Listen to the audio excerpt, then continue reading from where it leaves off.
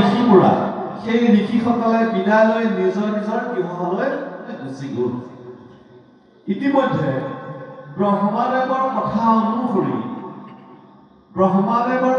অনুসৰি যে কদৰ্মৰ ঔৰসত দেৱহতী গৰ্ভত ভগৱান কৌশিকী হ'ব।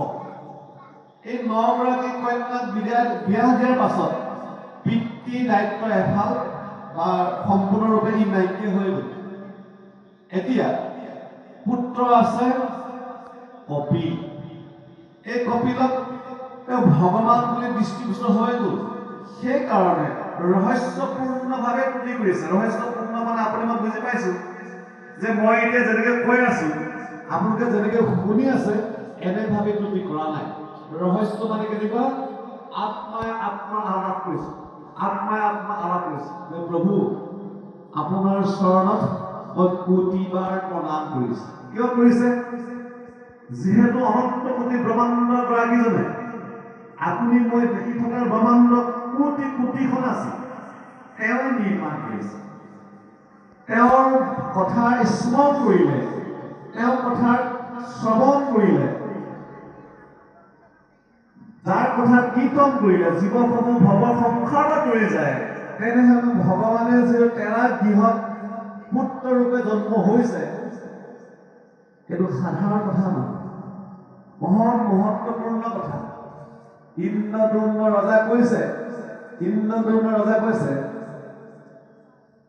পশু পক্ষী যত কীট পতংগত সংসাৰ মধ্যত্ৰস্বামী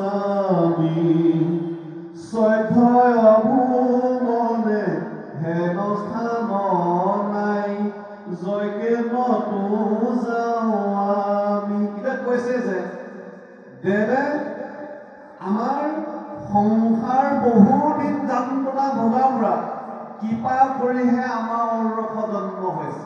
আমি এনেকুৱা এটা যোনি একোটা জীৱই বাদ দি আহিব পৰা নাই যে মই গাধ জন্ম নললো নহয়, বান জন্ম নললো মই পৰ্বত পাহাৰ জন্ম মই নললো নহয়। এই মৰিলো যে ভকতি মোৰ আধৰুৱা হ'ল আৰু মই ততালিকে মানুহ জন্ম পালো, এনেকুৱা কোনো হ'ব পৰা নাযায় বুলি আছে। এই জীৱই যদি এবাৰ এই দেহটো এৰি দিয়ে সেই জীৱই 84 লাখ যোনিত 84 লাখ নৰকৰ যাতনা ভুগিব আৰু 84 লাখ যোনিত তেওঁ এবাৰ ভ্ৰমণ কৰি অহাৰ পাছত ই মানুহ হ'ব। সেইকাৰণে কৈছে মই কিমান ভাগ্যৱান প্ৰভু, চিৰকাল বহুদিন সংসাৰত মই যান্ত্ৰণা ভুগি আছিলো, আজি সেই যান্ত্ৰণা পৰা মই মুক্ত পাইছো যিহেতু তুমি মোক পুত্ৰ ৰূপ হিচাপে জন্ম হলা। এনেভাৱে কপিল ঈশ্বৰৰ ওচৰত আত্মাই আলাপ কৰিছে বুলি মৈত্ৰেয় ঋষিয়ে বিদুৰ দাসক এনেকৈ প্ৰকাশ কৰিছে। আত্মাই আলাপ কৰা কথাষাৰ আপুনি মই ভাবো বা কওঁ, এই কোৱা কথাখিনি যাৰ প্ৰতি কোৱা যায় সেইজনে কিন্তু কথাখিনি গম পোৱা নাযায়, আৰু যিসকলে কৈ আছে আমিও গম নাপাওঁ। এই পোৱা কেতিয়া হ'ব? যেতিয়া আপুনি মই আত্মাৰ প্ৰাপ্তি হ'ব। যেতিয়া আপুনি মই আত্মাৰ প্ৰাপ্তি হ'ব তেতিয়াহে মই ভাবা কথাসমূহ আপুনি জানিব আৰু আপুনি ভাবি থকা কথাসমূহ আমি জনা যাব। এতিয়া মন কৰিব, আমাৰ লগৰ গাঁৱজনে সুন্দৰকৈ আলোচনা দিয়ে গৈছে, আমি মাত্ৰ এবাৰ চুইজৰলৈ আগবাঢ়িছো। এই ভাগৱত শাস্ত্ৰ ভাগি আমিতো আজি এদিন, আজি এবছৰ, আজি 2 বছৰো শ্ৰৱণ কৰা নাই। আমি কেইবাৰ বছৰ কীৰ্তন কৰিছো, কেইবাৰ বছৰো শ্ৰৱণ কৰিছো। আজিলৈকে আৰু কোনেও ঈশ্বৰ ভাৱটো আনিছে যে দৰ্শন পোৱা।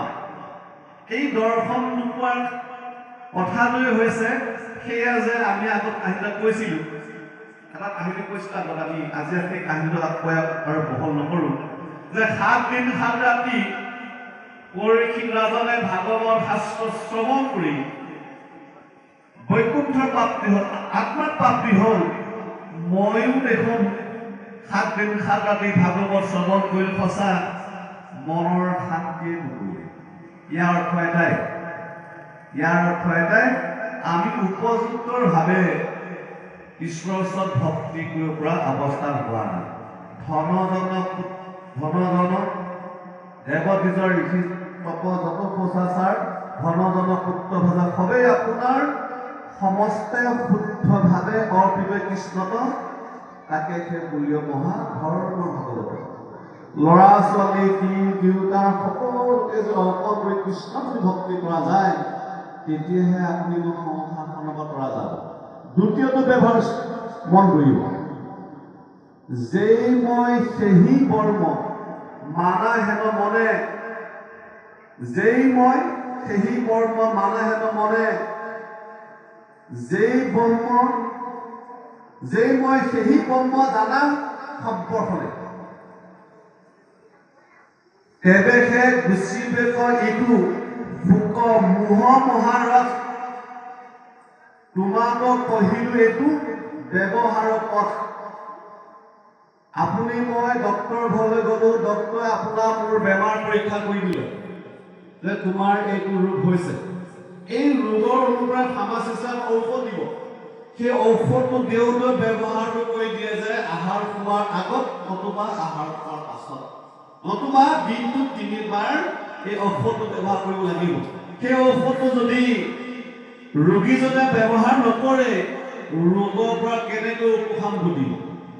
ঠিক তেনেকুৱা ভাগৱত শাস্ত্ৰৰ কীৰ্তন শ্ৰৱণ কৰি আছো, যদি আপোনাৰ মোৰ ব্যৱহাৰ নহয়, মই ভগৱান তেওঁ মই ভগৱান বুলি ভবা নাই, তেওঁ ভাবিছে তেওঁ ভগৱান মই ভগৱান বুলি ভবা নাই, গতিকে আপোনাৰ মোৰ মাজত হেৰালে কৰা যিটো ব্যৱস্থা আপোনাৰ মনে হ'ব। কোনোবাই গালি দিলে আপোনাৰ দুখ লগা ব্যৱস্থা আপোনাৰ মনে হ'ব। যদি আপুনি মই ভাবিলো হয় তেওঁ মই কৰো মানে ভগৱান যিজন এজন মই যিজন সেইজন ভগৱানে এনেকৈ ভবা পাছত মান অপমান একেবাৰে নাথাকিলে আছে। এয়া আছে ভাগৱত দৰ্শন। আপুনি যদি এনেকৈ দৰ্শন কৰা যায় তেতিয়াহ'লে আপুনি মোৰ মাজতো এনেকৈ বাক শক্তিৰ জৰিয়তে নহ'লেও অন্তৰৰ আপুনি কথাটো পাৰিম যে বাক ভালনে, আপুনিও ক'ব যে হয় ভাল, কিন্তু মুখখন নুখুলিলেও কিন্তু ভিতৰে ৰহস্যপূৰ্ণভাৱে আলাপ কৰিব পৰা ব্যৱস্থা থাকি যায়। গোবিন্দ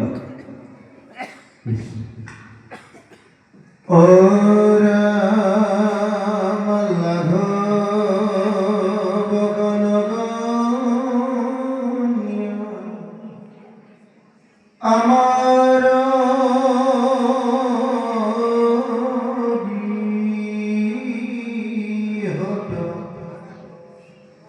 ও পজিয়া কি পার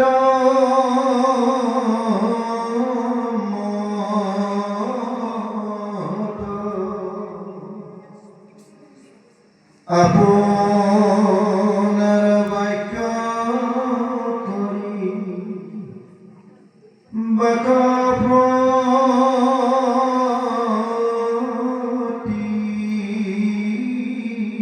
পার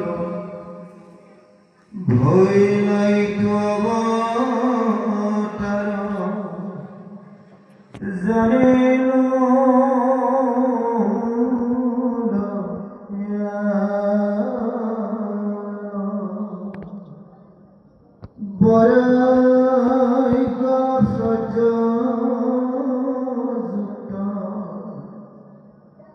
জগত